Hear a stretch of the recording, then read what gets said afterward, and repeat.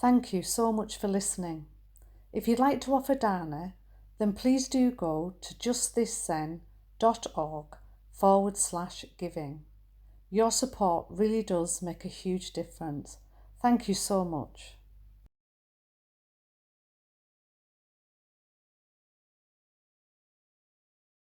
So, this week's session is entitled For the Welfare of All Beings Everywhere. And in the first session, we focused on the sort of nitty gritty of Zazen. How simple can we let it be? And the focus was on what we do or don't do internally while we sit as individuals. I know some people found it quite helpful to share what goes on inside and hear about other people's experiences when we're all sat silently together. The second session, Effort Without Desire, was about non-gaining ideas, and again realising that everyone has a part that's on a self-improvement programme or looking for results and transformation might have been helpful in terms of accepting these ideas within ourselves. So this third session is focusing on the teaching of no separation, of connection, exploring the ways in which Zazen helps us to realise we're connected to everyone and everything, and the ways in which practicing Zazen prepares us to go out into the world and put into practice our impossible vow to free all beings from suffering. Zazen can help us see things more clearly, including our delusion that we're separate from the world, from each other. We're codependent beings. We can't do this thing called practice or this thing called life all by ourselves. So my intention in choosing this topic of Zazen for the series was to facilitate an exchange of ideas and experiences so we can really understand that Zazen's not an isolated, solitary, individualistic practice, even though it may sometimes feel that way. In fact, we sit with steadfastness to hold each other up, knowing this practice takes courage and that we're all facing the same challenges and difficulties as each other, and the same ones our ancestors faced. Many of us regularly experience deep gratitude for one another and the Sangha, and for the realisation that this can't be a solitary practice. Of course, this is why the 4 practice principles begins caught in the self-centered dream, only suffering. It's not that we stop getting caught in the self-centered dream. I'm sure, like me, you've all sat in Zazen fixated on some problem or pain, feeling that you can't keep sitting, thinking that experience is unique to you, and the feeling that our particular mind and body are not designed for this practice, that somehow it's easier for everyone else. And in our Western culture, feeling unique and special is something people long for, because we so often feel that we're not enough or not good enough. So this feeling of being separate is partially developmental. When we separate from our mother and begin to understand that we have a body and mind all of our own, we need to understand our boundaries, physical and psychological, in order to take care of ourselves. And then, as we mature, we can safely practice Zazen and be able to realise our connection to everyone and everything without losing ourselves in a psychologically threatening way, I mean. So Reb Anderson says, Zazen practice is selfless. Its meaning, the enlightenment and liberation of all living beings, is not brought forth by the power of personal effort and is not brought forth by the power of some other. We can't do it by ourselves, and nobody else can do it for us. Like a lot of things in Zen. It's paradoxical. So it's true that we are embodied in separate bodies and minds, and that we are irrevocably connected to one another, and we're responsible for ourselves and for each other. But the focus on individuality in our culture, for those of us brought up in the West, means that this yearning to be different, or this idea that we are better than or worse than, increases our delusion of separation and therefore our suffering. And this is a quote from Okumura Shohaku again, who wrote Living by a Vow. As individual human beings, we are small and limited. But when we sit in this posture and let go of individuality, we are one with everything. We are infinite, absolute, part of the universe. When we give up our limited attitudes, there's no separation between this small individual self and the boundless universe. The smallness of individuals and universality of reality is a main point in Dogen's teaching. It can also be described as the merging of difference and unity. Difference is individuality, each person is different. Unity means that everything is one, there's no separation. This is our reality. We are independent, small and limited. Yet when we sit in this posture and let go of all thought and of our limited desires, we are moved by a vow that comes from the very core of our being, and there's no separation between us and the whole universe.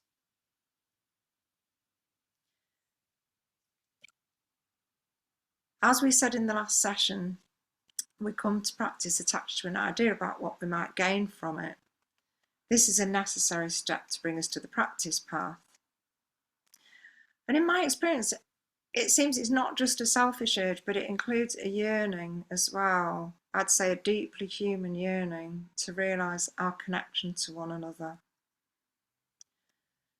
One of the joys of being in Sangha for me is the ongoing recognition that every insecurity, self-doubt, anger, frustration, all of the things I might not love about myself, and conversely the things I do value, are shared human feelings, qualities, urges. And as we begin to see this more clearly, we become slightly less preoccupied with and ashamed of our shortcomings, with feeling different and not good enough. And what happens in Sangha is that people start feeling brave enough to confess to each other. And when we hear of other people's struggles, we feel relief as well as empathy, and that increases our courage and our compassion. Because, of course, the more self-compassion we have, the more we feel it for others. This recognition of our shared humanity makes us want to practice for everyone, because we realise that our struggle as scared, separate individuals is a distortion. It's part of the self-centred dream that makes us suffer. So, of course, opening our hearts is also painful and heartbreaking, but it connects us in a way that's different to the acute pain of feeling separate. And I think as humans, it's these feelings of not belonging that cause so many problems in the world. When we go on retreat and have a prolonged opportunity to practice, we arrive, and what I often notice are all the blocks that I have to feeling connected. I used to feel dismayed and frustrated that these things arose in me when I knew I was coming together with such a lovely group of people, and now I understand those feelings will come and go. The block to feeling open-hearted is usually some kind of protective impulse. Although that may be frustrating, the more we accept it, just like everything else, the more we will accept it will come and go, and the more we allow it to flow, hopefully the less blocked we will feel. And at a retreat, we have many opportunities to clearly see how our individual actions affect the whole community. We're living shoulder to shoulder in close proximity, and we have to be aware of our actions so we don't bang into each other whilst waiting for our toast at breakfast. It helps us to be mindful at meal times when someone needs something passing to them. We walk together as an expression of our unity. We sit for hours each day alongside one another, and we see each other struggling to stay awake, our heads nodding. We see how other people's bodies need to stretch between sitting because it's not an easy thing to do. We sit for each other, to give each other courage to face ourselves and face the world with an open heart, to recognise and not turn away from the suffering. To try not to contribute to the unnecessary suffering caused by the trance of separation, of othering people through fear and ignorance. There's something magical about sitting together over and over that begins to thaw the barriers we feel between us, those protective feelings I was talking about before, and allow us to feel more deeply the connection to each other. Taking care of each other is the way we create community on retreat, in our sanghas, and in the world. And here's another quote from Shohaku Okumaru, who says in Living by a Vow, if we think of Sangha as referring to a specific group of Buddhists, it becomes a sort of group ego. We should see Sangha as more inclusive. The community of people living in this area is a Sangha. This country, the community of all countries, and the society of all human beings should also be considered Sanghas. So, of course, this is political as well. And the Dalai Lama says, we must conceive of ourselves as part of one community. We must support that one humanity through our own spiritually based community and not put our own community ahead of that one humanity. If we want a better world for our grandchildren, we must act now. We can't continue to just regret. Change will come from education, not meditation. A sense of wholeness is a necessity. We must move from I to we. And that's quoted by Nepo in More Together Than Alone. So I was reflecting about the way that I sometimes step back from my life and try to look at it kind of objectively or through other people's eyes, and the choices that I make. And I'm sure we all do this sometimes, try on other people's perspectives. And I find it quite useful as a thought experiment and a way of really checking out that my choices are aligned with my integrity. And what I sometimes imagine is someone asking, why on earth would you imagine that sitting around in silence doing nothing with lots of other people that are privileged, we are privileged in a sense, as we all know, how would you imagine that would benefit the world or anyone or anything? And in a talk from Flint, which we listened to on Friday in Nothing Special, or the Friday before, he said, we must sit in silence and stillness to help align us with our best and truest nature. And Domio Burke says, it's not about what happens during Zazen, it's about our attitude to what happens during Zazen, which is a microcosm of our life. Because we don't just practice Zazen, we participate in the world. We sit in Zazen in preparation to act mindfully when we go out into the world. If our vow is not to make matters worse, if our vow is to choose to do our best to live in a way that accords with life and hopefully relieves suffering, well, that's not easy. And Zazen's our opportunity to notice the distortions of the mind that can lead to harmful behaviours. When we notice that we are not small, separate, fixed identities that we need to defend at all costs, we feel more connected to others and the world.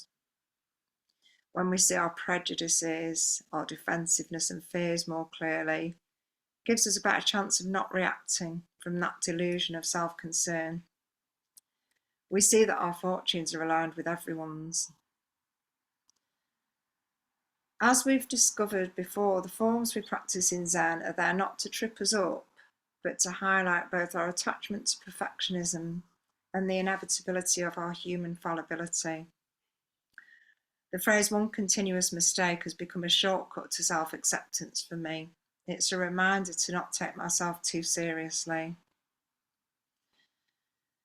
Who do I think I am, that I'm so special that I won't get things wrong? And when I do make an error, whether it's not bowing at the right moment or whether it's upsetting someone, I'm learning to rest in the reflection of a forgiving Sangha, whilst obviously taking responsibility. But it helps me accept that I am that person that gets it wrong, even when it's very painful. And I know I've talked about this aspect of Sangha quite a lot, but it feels so fundamental and healing to me that I just wish everybody could have that experience. When Flint introduces us to the confession, when he introduced us to the confession chant initially, he explained that it's not that we're saying, "Forgive me for being a worthless sinner," but rather, "I accept that I'm a result of all the causes and conditions that ever were, and also that I have the qualities of greed, grasping, hatred, othering, and delusion, the self-centered dream, just like the rest of humanity. This is me." Sangha gives us the courage to do this. No wonder, is it, that we can't do this alone. So going back to my question about the usefulness or uselessness of sitting on our arses, we do it to help open our hearts, to help us to understand impermanence, that one day one of us will be crying and holding the suffering, and another day it will be someone else. One day we'll all be here, another day we won't. When one of us despairs, the rest will hold us up. When one of us forgets why we're doing this, others will remember.